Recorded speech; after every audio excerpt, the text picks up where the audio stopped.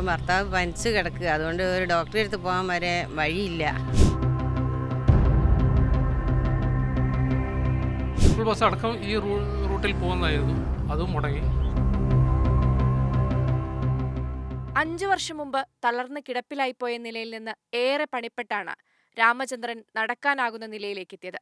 പക്ഷേ വീടിന് മുന്നിലെ വഴിയിൽ മുട്ടോളം വെള്ളം കയറിയതോടെ വർഷങ്ങളായി ദിവസേന ചെയ്തിരുന്ന ഫിസിയോതെറാപ്പി മുടങ്ങി. ശരീരം വീണ്ടും രോഗാവസ്ഥയിലേക്ക് പോകുമോ എന്ന പേടിയിലാണ് ഇപ്പോൾ.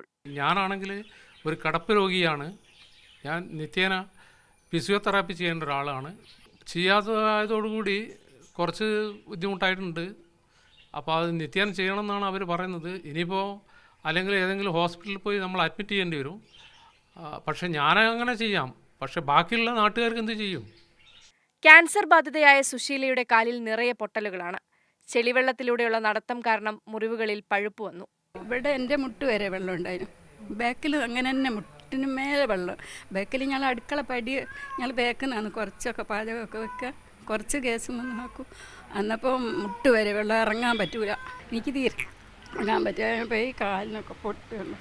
രോഗികളും വൃദ്ധരും കുട്ടികളുമെല്ലാം ഇങ്ങനെ പരാതി പറയുകയാണ്.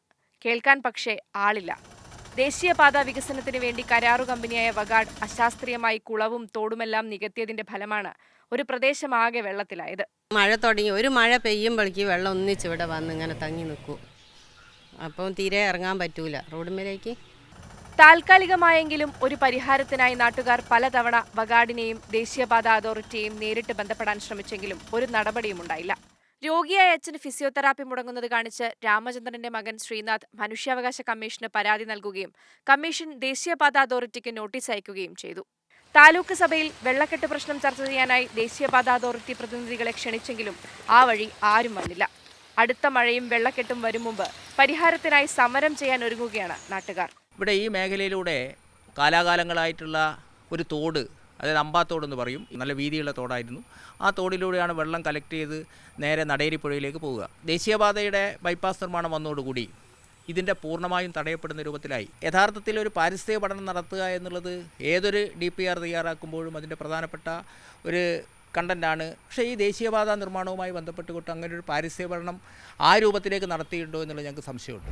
ഒരു പ്രദേശത്തെ കുന്നുകളിടിച്ചും ജലസ്രോതസ്സുകൾ ഇല്ലാതാക്കിയും വികസന പ്രവർത്തനങ്ങൾ നടത്തുമ്പോൾ ഏറ്റവും കുറഞ്ഞത് അവിടുത്തെ തദ്ദേശ സ്വയംഭരണ സ്ഥാപനങ്ങളുമായെങ്കിലും ചർച്ച നടക്കേണ്ടതുണ്ട്.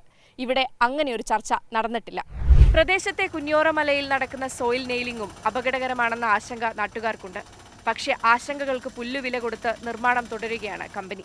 സ്ഥലം ഏറ്റെടുക്കുന്നവർക്ക് നഷ്ടപരിഹാരം നൽകുക എന്നതൊഴിച്ചാൽ പ്രദേശത്തെ മറ്റ് ജനങ്ങളുടെ ജീവിതം പരിഗണിക്കുക പോലും ചെയ്യാതെയാണ് അഴിയൂർ മുതൽ വെങ്ങളം വരെയുള്ള വഗാഡിന്റെ റോഡ് നിർമ്മാണം പുരോഗമിക്കുന്നത്.